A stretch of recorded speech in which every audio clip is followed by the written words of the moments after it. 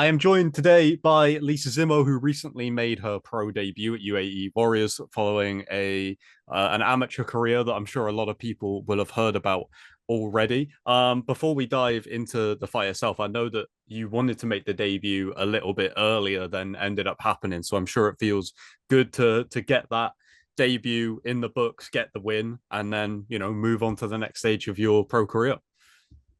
Oh yeah, 100%. It was something that we were trying to get set up since the beginning of the year. So my coach was already looking for my pro debut when I finished IMMAF in November. But unfortunately, things kept falling out through, and you know, it just, I guess it wasn't meant to be. So when I got the news 5 weeks before the fight date, it was like the perfect timing.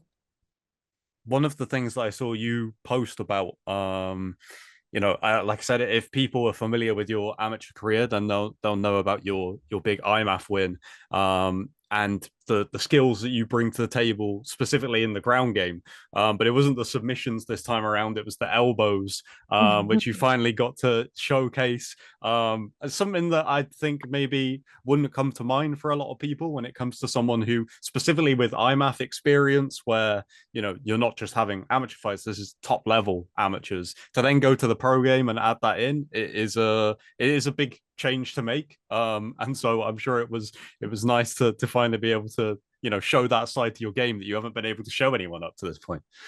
Yeah, it is something I've been training for a while. So even when I was having amateur fights, I was still training a lot of elbows, knees to the head, all sorts of like all the things you can do under pro rules. So it just felt very natural in there. It was like finally I can just let go.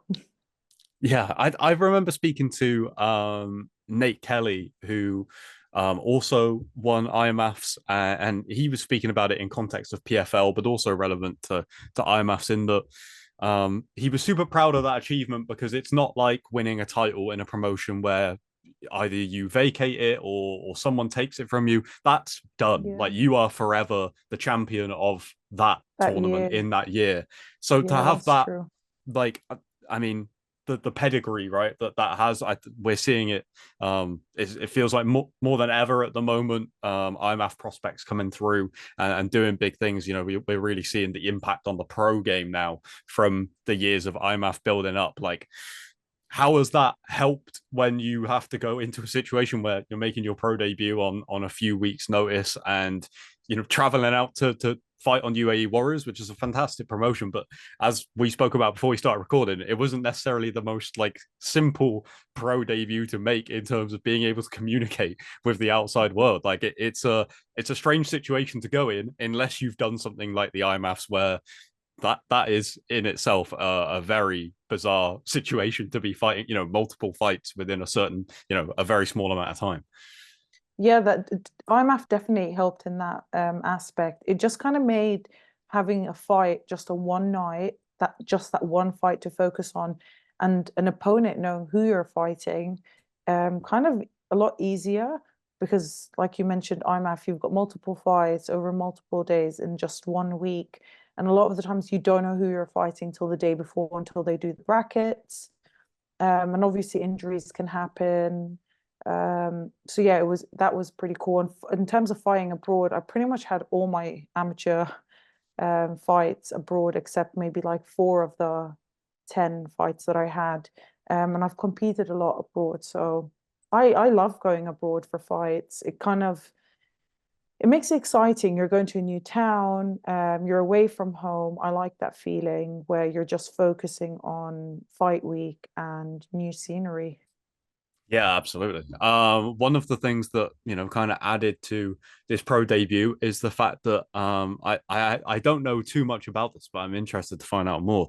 It's like you're filming a documentary. You had people following you around to film this part of your journey into the pro ranks and stuff like that. What was that Yeah. like to kind of have that? Because whilst I'm sure the IMAF can prepare you for a lot of things. It's suddenly like, well, here's the pro game, and now you've got cameras following you around as you're making a pro debut, which not many fighters can say that they've Yeah, experienced that. that's very true.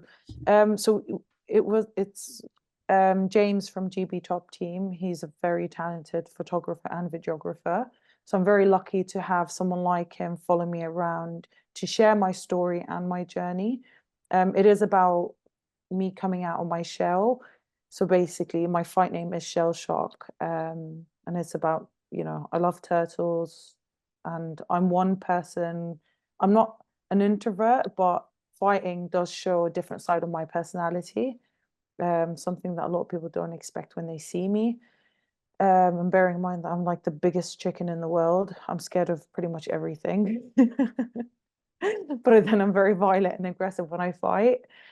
So yeah, about the cameras, it was a little bit difficult at first. It took a bit of getting used to, I'd say.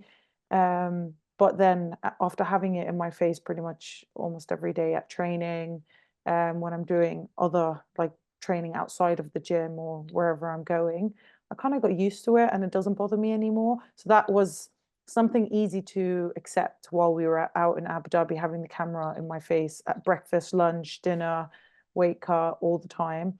And of course, having a friend do it, someone that I get along with, makes it a lot easier. And the main part is that I'm very happy I get to share my story with people that, whether they're in the fight game or not, it's nice for them to also see behind the scenes of what we have to go through as fighters. So I'm not just sharing my story, but also the struggle and the reward and the success, the ups and the downs, that all us fighters have to go through. So yeah, I'm really hoping. I can't wait for us to release some footage about it. Yeah, I think there's a lot of people. Obviously, I don't think this about MMA fans because they are invested in the fighters' stories. So I'm sure they'll be aware of this. But I'm sure there's a lot of people out there who wouldn't ever put two and two together. That someone like you said, like yourself, who says that you're afraid of a lot of things, but you fight for a living. Like a lot of people wouldn't put those two things together. But I'm sure I can think of so many fighters that would agree with you and say the same things about their own experiences with martial arts. Like, is there? I'm sure maybe we'll find this out in the documentary, but is there like a part of fight week where you feel like it suddenly shifts, or is it when you're actually in there ready to compete? It's usually on the day for me. So I'm all bubbly, jokey myself. Pretty much the morning of the fight. It's only when we're a couple of hours before we're about to head to the venue, that's when, yeah, I kind of reserve my energy. But I do like staying around people, engaging with people, joking, laughing, talking about anything but fighting on the day, because it's one of those things that it's just another day. That's what I always say to myself. We spar a lot at GB Top Team, so I'm very comfortable getting hit and hitting back and getting into the trenches and deep into training. Obviously, a fight is always going to be the next level up. But yes, like I said, it's just another day, but another win under the belt. I can't remember a time in even European MMA, let alone UK MMA, where it really felt like there was a hub for female talent in like MMA. And it really feels like GB Top Team has become that. Like I constantly see, it feels like whenever I hear of an exciting European female that's coming through the pro ranks, they've either been at GB Top Team or they're there right now.